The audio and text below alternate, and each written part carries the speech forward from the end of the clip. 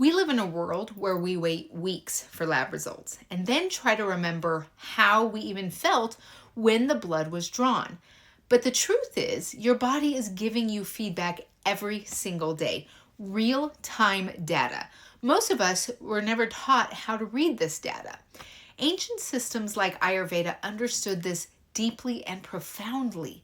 Long before lab panels and wearables, practitioners observed what the body was producing and expressing. I'm talking about urine, tongue, stool, menstrual blood, energy, and mood. These weren't seen as gross or irrelevant. They were seen as intelligence. The body isn't broken, it's communicating. And today, I want to walk you through 5 biomarkers you already have access to that can tell you right now what's actually happening inside your body. So grab your favorite herbal tea and let's dig in. Okay, so why biomarkers matter? And I thought this was funny. I was at my birthday was recently, and we went to a natural spring where they have tons of pools and they have magnesium in it, and it was amazing. So I was talking to this lady, and she said that she relies on her ring to tell her if she had a good night's sleep or not. I'm not saying that data isn't important. I'm just saying I found it really interesting that she goes, I feel like I didn't sleep at all last night, but my ring said I did, so I just choose to feel better. And it just made me giggle inside. So we know that in modern medicine, biomarkers are measurable indicators of what's going on physiologically. So we have things like blood sugar and cholesterol, inflammation markers, hormones. But here's the thing.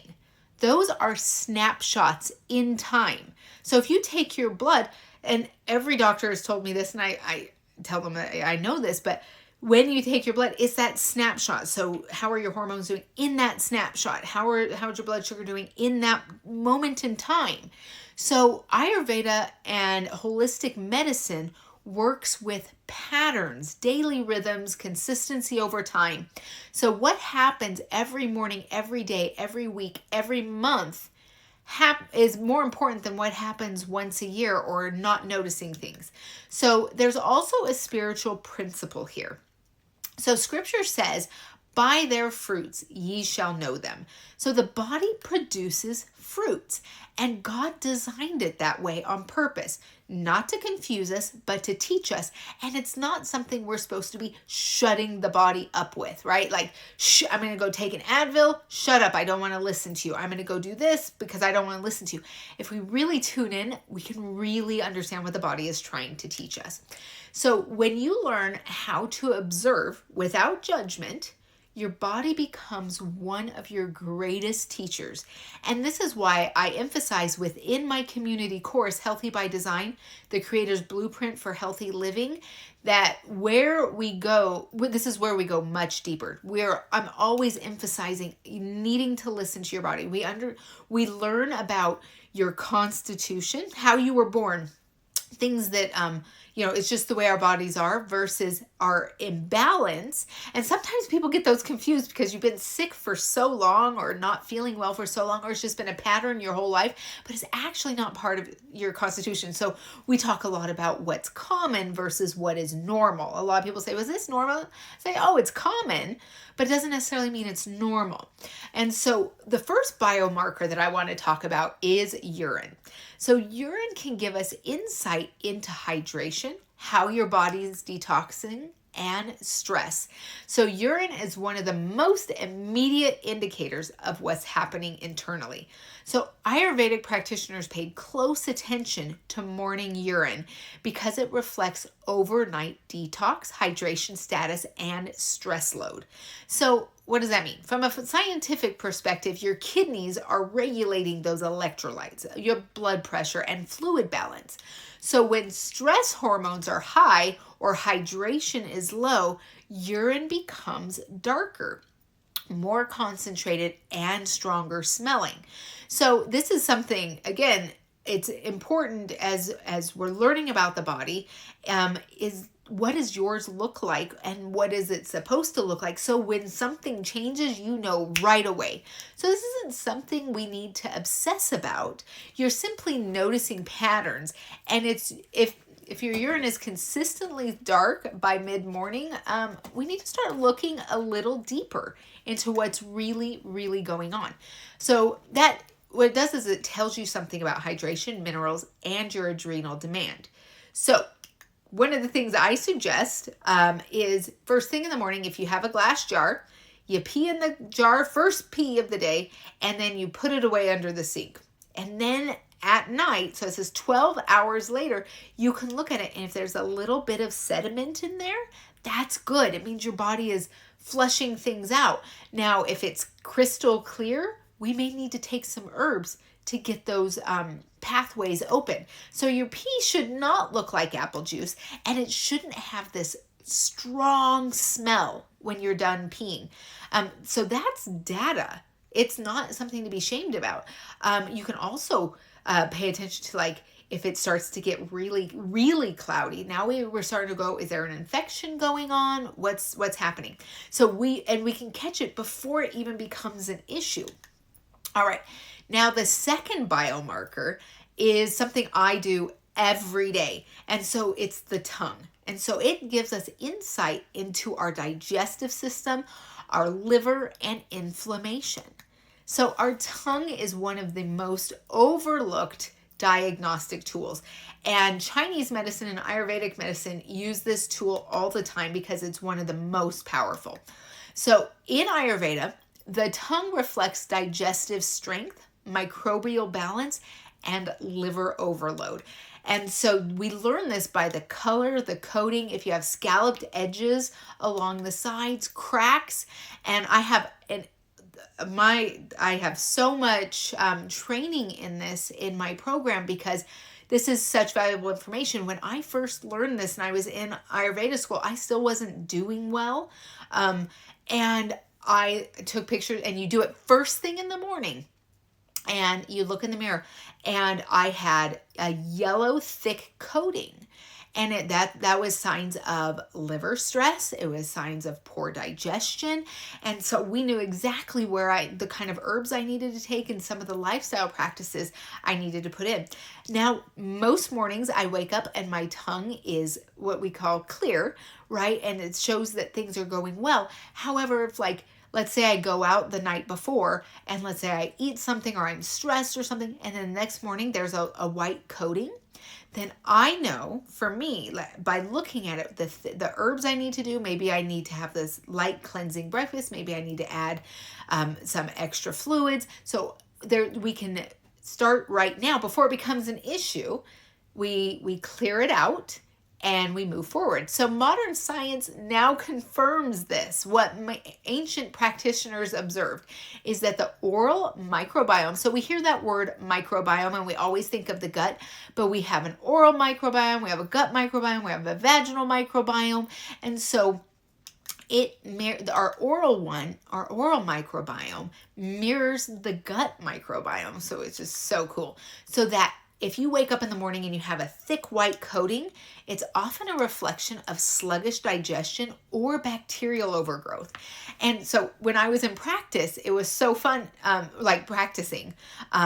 In school, I looked at my son's tongue, and he had this white coating, and he had this ring. And of course, I go right back to my teachers, and I'm like, what's going on here, blah, blah. And they said, it looks like he has candida overgrowth. Has he been feeling tired and sluggish lately?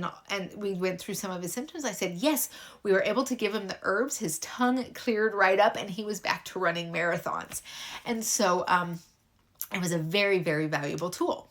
So yellow, if you wake up in the morning and there's that yellow, and this was mine, it was an indication of heat and liver stress. Now, if you have scalloped edges, they often correlate with inflammation or protein deficiency. Now, this is more of an art and a science. So just because you see something, you don't go, oh my goodness, this is it. I have, this big problem. No, what it means is we're looking at all of the biomarkers. We're looking at a lot of symptoms. We're looking at your story, we're looking at your history, and we're putting together this amazing picture. So look at your tongue before brushing, right? Before you drink in the morning, before brushing, this is your baseline. So your tongue is basically your gut's daily status update. And so I love it. First thing I do, get up in the morning, go right into the bathroom, stick my tongue out all the way out, give it a good look over, and then I like to scrape my tongue after I get the information, scrape it, and then I can do it the rest of my bathroom adulation, what are they called? Ablations? I don't know. Anyway, so the third biomarker is something that it's stool. And it helps us understand digestion, hormones, and detox. But I always kind of giggle about this because this is the report card that most people avoid. I know I did. I grew up, I couldn't even say the words like bowel movements and poop. And then I had boys and had to kind of get over that real quick. But now it's something I'm constantly talking about with clients, right? So it is probably one of the most important here. So in Ayurveda, we know that healthy elimination is daily, formed, easy, and complete bowel movements. So from a scientific perspective, stool tells us about transit time, like how fast things are coming in and going out. The color shows us about bile flow and hormone clearance. So bile doesn't just digest fats. It carries out that excess estrogen and toxins. If stool is pale or greasy or inconsistent, that's information about your liver and the gallbladder function together. But if you don't have a gallbladder, we're still looking at the liver. Constipation often means hormones are being recirculated instead of eliminated. So they're just going around, and we're going to continue to feel worse and worse and worse. So if you want balanced hormones, you need a respectful relationship with your toilet. So just a quick note before we get into possibly my favorite biomarker, is that this podcast is meant for education, encouragement, and wisdom, not medical advice or diagnosis. So everybody's body and healing journey is unique, especially when it comes to digestion. So if you want help understanding your specific digestive imbalance and what healing support looks like for you, I've linked a simple next step in the show notes. So that's where you can go deeper and get personalized guidance. And it's a free 10-minute little, I hop on the phone with you. So, all right, back to biomarker number 4. So this is menstrual blood. I love talking about this one because this will give us information about our hormones. So menstrual blood is one of the most powerful real-time hormone indicators that women have and one of the most ignored. And I know I did for many years. So Ayurveda, we observe color, flow, clotting, pain, timing. These were not inconveniences. They were diagnostics. And it makes me so sad when I hear women say, oh, I hate my period, because that means you're not understanding your period, because it shouldn't be painful. And it's actually used to increase feminine energy, which is that creativity, which is feeling good and feeling balanced. And so I know for me, and I have a whole phase on this. It's 10 classes, and we go through each phase, like ovulation, and we go through, and what it looks like and the foods to eat, and then even a PDF to put on your refrigerator for your husband. I have 3 sons and a husband, and I put it on my refrigerator so they knew how to support me, what I was going through, foods that are helpful, all of these things, because it's so important. And so this is where modern science really supports this. Clotting often reflects estrogen dominance or sluggish liver detoxification. Brown blood can often indicate old blood and impaired clearance. So things aren't moving the way they should be. If you have pain, this is not normal. This goes back to the common. It's common. It is not normal for you to have painful periods. Now, when someone asks me, so what do you feel? I feel a little bit of fullness, a little bit of tiredness. And what's wonderful is when you understand this, I plan my month around it. Even little things like, so I know we can't just stop at everything, but like my family knows when like the 3 days before my period and it starts and the 3 days after, they know I'm going to be starving. So I'm going to be eating a lot. They know that I'm going to be tired. Like, so don't ask me to go for bike rides, or don't be surprised if I say no, or that I don't want to go to the store, or that I don't. And so I make sure the week before to get all of those things done, to plan things out so that I can rest more in this phase. And I had a client who did this, and she's like, oh my gosh, for the first time in years, and she homeschools her kids, and she's like, I set up the whole session, my homeschooling around my cycle, and that's when I plan in naps and I plan in time by myself, and it's so amazing. So, and she had PMDD, and so she would get extreme anxiety, extreme pain, and we balanced her hormones out by looking at her period and adding herbs and changing these lifestyle things, and she's doing so well. So there's also a sacred lens here. So in scripture, blood is treated as powerful and holy, yet modern culture teaches women to suppress it, medicate it, ignore it, or be shamed by it. And so we don't want to stay there. We want to move into feeling good and everything balanced. We want to move into, like, when girls start their periods, it shouldn't be the end of, they shouldn't be getting migraines and fatigue. Some girls are throwing up, and then they need to be put on the pill to try to manage things. They have acne. This is, again, not normal things. Common, not normal. And we can fix this. So your cycle should never, ever be an inconvenience. It's just a monthly report. And so this last month, I actually got a really big headache on the day that my estrogen dropped, and I'm going into perimenopause. And so instead of being like, oh, I can't believe, I go, okay, what is my body telling me? Oh my goodness, my body's telling me that I need more hormonal support. I need more good fats. I need more greens, and I need more rest. And so applying those, I'm back, I'm feeling great, and it's a non-issue. So that's what I want to teach you. So biomarker number 5, energy and mood and cravings. So not all biomarkers are physical outputs. So energy, mood, and cravings are also real-time indicators. So blood sugar stability affects our emotions, how we think, how we respond. Mineral deficiencies drive cravings, and adrenal stress shows up as afternoon crashes and morning fatigue.